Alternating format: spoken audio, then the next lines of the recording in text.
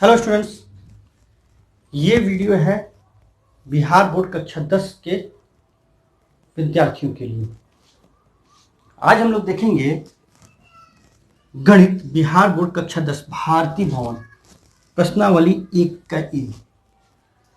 तो अभी आप लोग कक्षा 10 में गए हैं और हम लोग शुरुआत करते हैं प्रश्नावली 1 के ए से, जो आपका पहला जो चैप्टर है या अध्याय कहिए, पाठ कहिए, वो जो है वो है वास्तविक संख्याएं। तो ऐसी आशा है मुझे कि आप वास्तविक संख्या जानते होंगे, वास्तविक संख्याएं होती क्या हैं। आप परिमेय संख्या और अपरिमेय संख्या भी जानते हो, क्योंकि कक्षा 9 में आपने परिमेय संख्या और अपरिमेय संख्या के बारे में भली भांति जानकारी प्राप्त की थी। वैसे अगर आप न जानते हो तो आइए हम लोग एक बार और देख लेते हैं। आपको मैं याद दिला दूं कि परिमेय संख्या होती क्या। परिमेय संख्याएं, परिमेय संख्याएं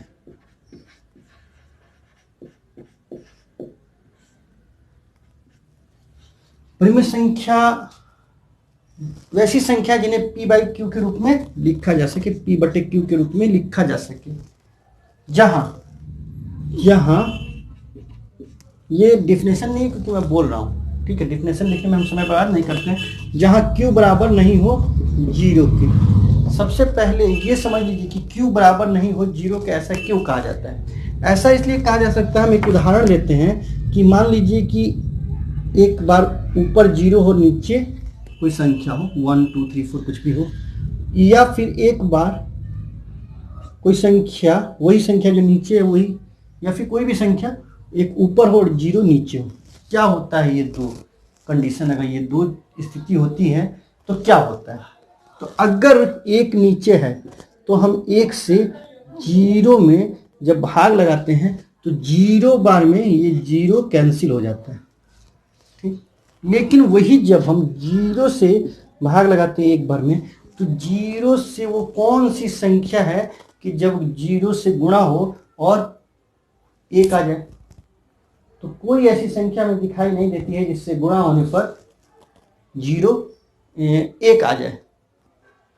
कोई ऐसी संख्या में याद नहीं आ रही है कि वो 0 से जब गुणा हो जाए तो 1 ला दें, क्योंकि 0 से किसी भी संख्या में हम गुणा करते हैं तो वो 0 हो जाता है। अगर हम 0 से भी गुणा करते हैं, 0 में 0 से गुणा करते हैं तो 0 आता है।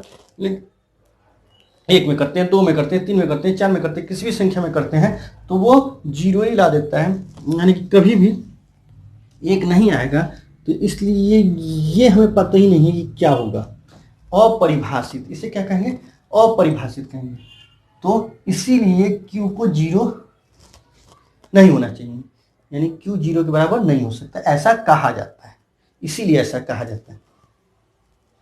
तो वैसी संख्याएं जिन्हें हम p बाई क्यू के रूप में लिखें और q बराबर नहीं, जहां q बराबर नहीं हो 0 के, वे संख्याएं परिमेय संख्याएं कहलाती हैं। परिमेय संख्याओं का दशमलव प्रसार अशांत आवर्ती होता है। अशांत आवर्ती का मतलब क्या होता है? संख्याएं या तो पूरी पूरी भाग लग जाती हैं किसी भी संख्या से, या तो किसी संख्या में किसी संख्या से पूरा पूरा भाग लग जाता है, या फिर नहीं लगता है। नहीं लगता है तो हम दशमलव प्रसार से करते हैं, यानी दशमलव लगा के फिर आगे भाग लगाते हैं। तो दशमलव लगा के आगे जब हम भाग लगाते हैं तब भी दो कंडीशन होती है, या तो कुछ दूर जाके वो कट जाता है ना, तो उसे शांत कहते हैं, ठीक। जब दशमलव के बाद वो पूरा पूरा खत्म हो जाए, कट जाए, तो उसे शांत कहते हैं। दशमलव प्रसार उसका शांत माना जाता है। लेकिन अगर दशमलव लगाने के बाद भी संख्याएं नहीं कटती हैं तो उस दशमलव प्रसार को अशांत दशमलव प्रसार कहते हैं। अशांत दशमलव प्रसार भी दो प्रकार के होते हैं, एक आवर्ती और एक अनावर्ती। अशांत दशमलव प्रसार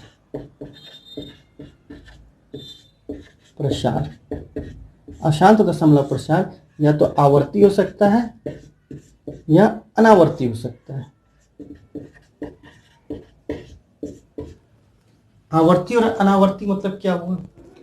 आवर्ती मतलब हुआ कि दशमलव के बाद, मान लीजिए कि कुछ दशमलव के बाद कुछ आया, मान लीजिए 3 3 3 इसी तरीके से आता चला गया, तो ये अब आवर्ती है क्योंकि ये बार बार एक ही जैसी चीज आ रही है।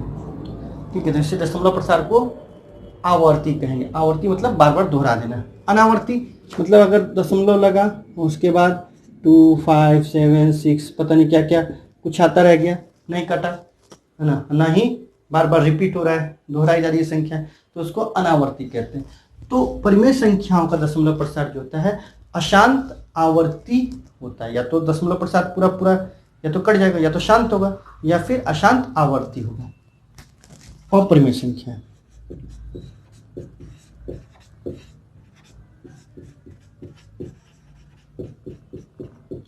अपरिमेय संख्या वैसी संख्या जिन्हें p बाई क्यू के रूप में न लिखा जा सके। p बाई क्यू के रूप में ये नहीं लिखी जा सकती है।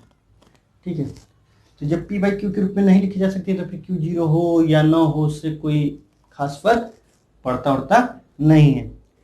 ठीक है, ये देखिए अपरिमेय संख्याओं को हम ऐसे भी कह सकते हैं, ऐसी संख्याओं का वर्गमूल हम नहीं निकाल जा सकते हैं या फिर घनमूल भी नहीं निकाल सकते हैं। ठीक है, वर्गमूल या घनमूल नहीं निकाला जा सकता है ऐसी संख्याओं का, अपरिमेय संख्याओं का। इनका दशमलव प्रसार अशांत अनावर्ती होता है। इनका दशमलव प्रसार अशांत अनावर्ती। अब इसका जब हम वर्गमूल निकालने चलते हैं तो पूर्ण संख्या कभी भी नहीं आती है। ठीक, कभी भी पूर्ण संख्या नहीं देगा। तो ऐसी संख्याओं को हम अपरिमेय संख्या कहेंगे। तो ये तो थी परिमेय संख्या और अपरिमेय संख्या की बात। अब हम लोग देखते हैं आगे यूक्लिड का भागलेमा।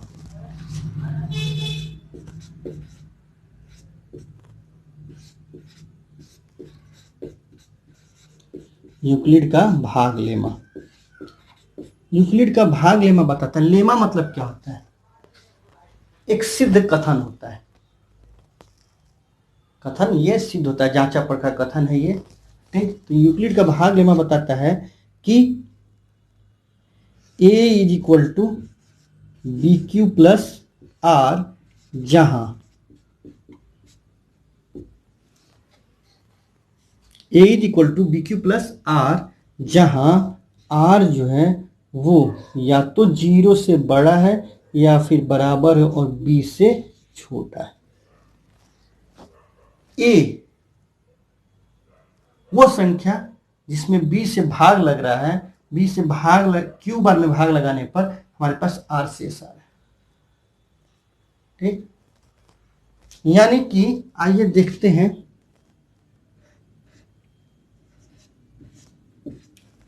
अगर 3 से हम 7 में भाग लगाएं तो 2 बार में,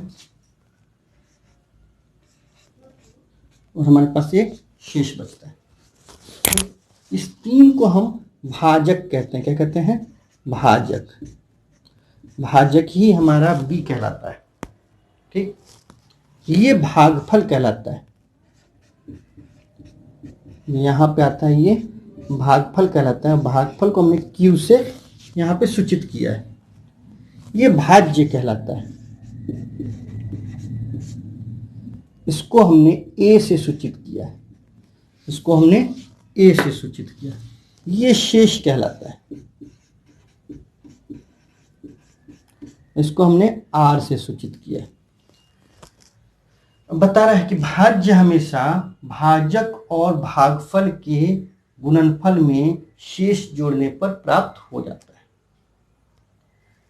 शर्त यह है कि वहां पे शेषफल या तो 0 हो सकता है या फिर 0 से बड़ा हो सकता है, लेकिन b से हमेशा छोटा रहेगा। ऐसा क्यों कहा जा रहा है? अगर हम 3 से भाग देते हैं 2 बार में तो 6 आता है और 1 आ जाता है। अब ये r जो है ये b से यानी कि 3 से छोटा है। अगर 3 के बराबर आता, यहाँ पे अगर 3 होता तो 1 बार और भाग लग जाता, तो इसलिए ये फिर यहाँ पे ये 3 शेष नहीं हो पाता। ठीक, क्योंकि 3 अगर रहता तो फिर 1 बार भाग लग जाता, या फिर 4 रहता तब भी 1 बार भाग लग जाता, 5 रहता तब भी 1 बार भाग लग जाता। 6 रहता तो 2 बार भाग लग जाता। शेष हम तब देखते हैं कि अब भाग नहीं लग सकता क्योंकि कम संख्या है, तभी तो हम छोड़ देते हैं, उसको शेष कहते हैं। यहाँ पे 0 आ सकता था, अगर यहाँ पे 6 रहता तो 2 बार में 6 और ये 0 हो जाता। तो 0 हो सकता है, 0 से बड़ा हो सकता है, लेकिन b से हमेशा छोटा हो सकता है r, ये कहने का मतलब। तो a is equal to b q plus r. अब हम ये भी कह सकते हैं कि a जो है, a अगर a is equal to b q हो जाए और r हमारा 0 हो जाए, तब हम कह सकते हैं कि a क्या है, a b का गुणज है। और ये भी हम कह सकते हैं कि b a का गुणनखंड है।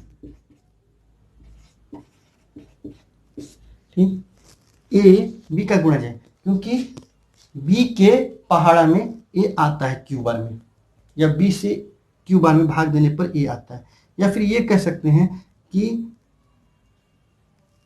b जो है a का गुणनखंड है। ठीक, तो ये बातें थी जो हमको समझनी जरूरी थी। तो आगे हम लोग जब बोर्ड साफ करते हैं तो शुरू करते हैं प्रश्नावली 1 का ए।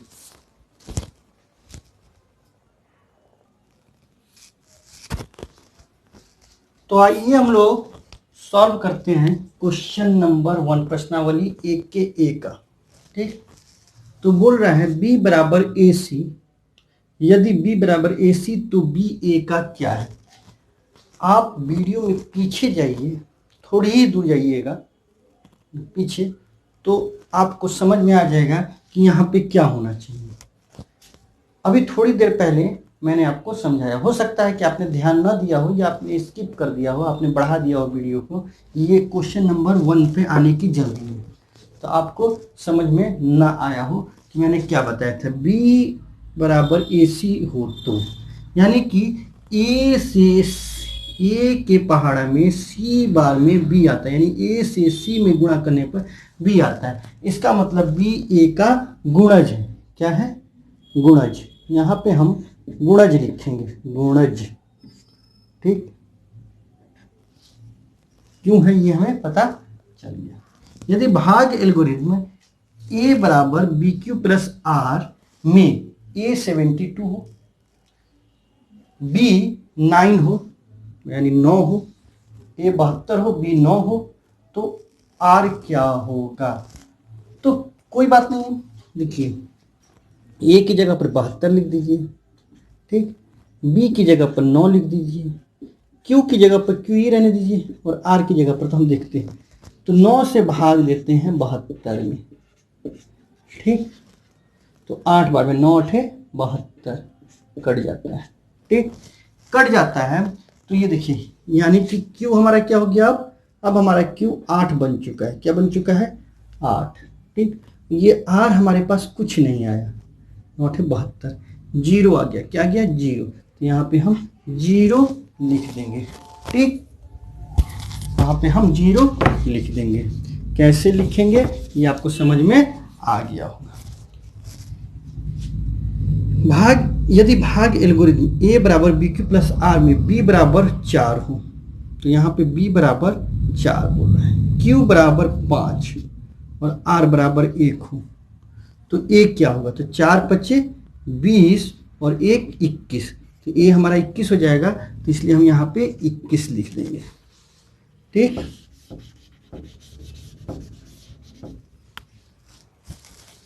यदि भाग एल्गोरिथ्म a बराबर बी क्यू प्लस आर में a बराबर 37 हो, ये 37 हो, b बराबर 4 हो, b बराबर हमारा 4 हो, r बराबर 1 हो, यानी कि q को ऐसे ही नहीं लेते, तो q क्या होगा? तो 4 से भाग दे दीजिए, कितने में? 37 में, 4 9 36, 1 आ गया शेष हमारा, r 1 आ गया। ये हमारा क्या है?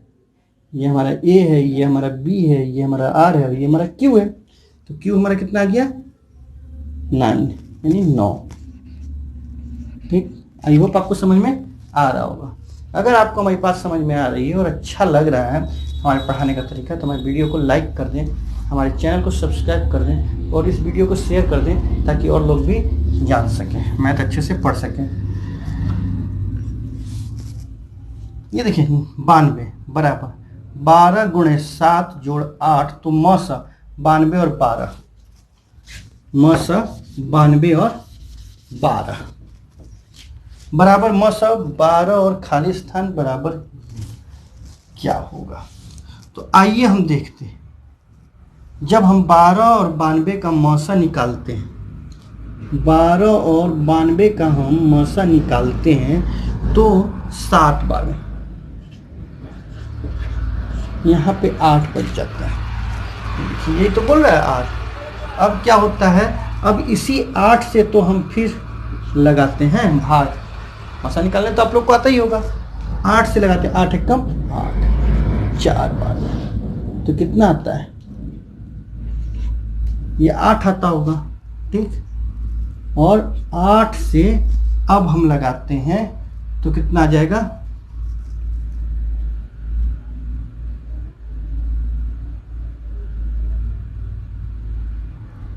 इसमें 8 में लगाते हैं तो 8 आ जाएगा, ठीक। तो बोल रहा है कि 12 से इसमें लगाते हैं तो हमारा कितना आता है 8, 12 आता है। 12 फिर हम यहाँ पे लाते हैं, 8 एकम 8, 8 4 12, ठीक। तो ये हमारा मौसा कितना हो जाता है 12 और 8 का। अब हम किसका निकालेंगे मौसा, 12 और 8 का मौसा निकालेंगे और कितना आ जाएगा 8। ये देखिए, ये हमको लग रहा था बार बार कि क्यों गलत हो रहा है, यहाँ पे हम 8 एकम 8 हम कह रहे हैं कि कुछ उल्टा हमको लग रहा है, आभास हो रहा है ये 4, क्योंकि यहाँ पे आ रहा है दिमाग में कि यहाँ पे 8 के टेबल में तो ये ना तो 12 है और ना ही 92 है, तो हमें लग रहा था कि कुछ हम गलत कर रहे हैं। तो ये जब 4 से करेंगे 8, 4 दूनी 8, ये इस तरीके से, तो 12 और 8 यहाँ पे 4, ठीक। मौसा जो है 4 हो जाता है, क्योंकि 4 से लगने के बाद ये खत्म हो जाता है, ठीक। तो मौसा तो 4 आ जाता है। 12 और 8 का एक बार और निकालते हैं, यानी 92 और 12, 12 और 8 का मौसा निकालते हैं तो 4 आता है, ठीक। ये बात आपको समझ में आ गई होगी। अगला क्वेश्चन नंबर 3 में हम इसको और अच्छे से समझेंगे। 42 के बारे में देखते हैं। 42 में 35 गुने 1 जोड़ 7, ठीक। 35 से भाग देते हैं एक बार में और 7 शेष बचता है। ये देखिए इस तरीके से है 42, 35 से भाग देते हैं कितनी बार में, एक बार में, तो 35 से कम 35, सॉरी बार बार गलत लिख दे रहे हैं, देखिए ये गलत हो रहा है। फिर 7 से भाग देते हैं 35 में, तो कितनी बार में, 5 बार में, और अब की हमारे पास 0 आ जा रहा है। जब शेष 0 आ जाता है तो जिससे भाग देने पर शेष 0 आता है वही हमारा मौसा होता है, तो यहाँ पे हमारा 7 हो जाएगा। क्या हो जाएगा, 7 हो जाएगा, ठीक। तो इस तरीके से ये क्वेश्चन नंबर 1 हमने बहुत अच्छी तरीके से बना लिया है, ठीक। तो आगे हम लोग देखते हैं क्वेश्चन नंबर 2। उससे पहले आप लोग वीडियो को पॉज करिए, स्क्रीनशॉट लेके इसे अपनी नोटबुक पर नोट कर लें। पेन और कॉपी लेकर बैठा करिए जब आप मैथ बनाने बैठते हैं, चाहे हमारा वीडियो देख रहे हैं तो। इस और बुक भी अपने सामने रखिए। इससे क्या होगा कि आप इन्वॉल्व होइएगा, ठीक। आपको मैथ अच्छे से समझ में आएगा। क्या स्क्रीनशॉट लीजिए या फिर वीडियो को पॉज करके इसको नोट कीजिए। हम लोग देखते हैं क्वेश्चन नंबर 2।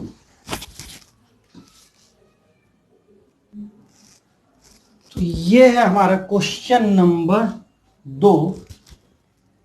प्रश्न 2 है हमारा, भाग एल्गोरिथम ए बराबर बी क्यू प्लस आर का क्यू और आर बताएं यदि ए 10 बी 3 हो। पहला क्वेश्चन यहीं से देख लेते हैं, ए बराबर बी क्यू प्लस आर है ए हमारा 10 दे रहा है, तो हल अगर हम करते हैं तो पहले का, ठीक, तो ए की जगह पर हम 10 रख देते हैं, बी की जगह पर 3 रख देते हैं, और क्यू की जगह पर तो क्यू है और आर। यानी कि कहने का मतलब ये है कि यहाँ पे हम भाग लगा के देखते हैं 3 से 10 में, 3 से 10 में भाग लगाते हैं तो कितनी बार में लगेगा, 3 तिहाई 9, कितनी बार में लगेगा, तो एक हमारा, तो ये हमारा ए है, ये हमारा बी है, ये हमारा क्यू है, ये हमारा आर है।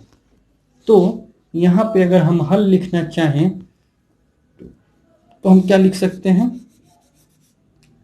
Q बराबर 3 और R बराबर 1। दूसरे का A 4 है और B 19 है, ठीक। जीरो से करेंगे और तो कोई बात है ही नहीं, हमारे पास 4 बच जाएगा।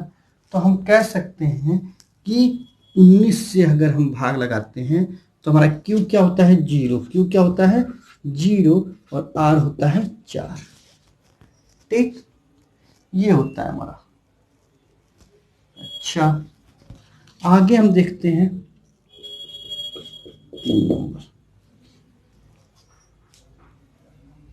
81 और 3 है। 81 में अगर हम 3 से भाग लगाते हैं तो क्या होता है, ये आपको देखना पड़ेगा, समझना पड़ेगा कि क्या होता है, ठीक।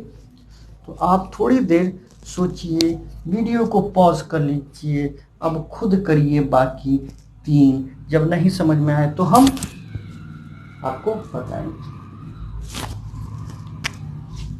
27 ऐसे, 3 दूनी 6, 21, तो क्या हो गया हमारा, Q हो गया 27 और R हो गया हमारा 0। वैसे ही करते हैं 27 में 2 से, 2 एकम 2, 2 तिहाई 6, 1 बचता है। तो Q हमारा हो गया 13 और R हो गया 1।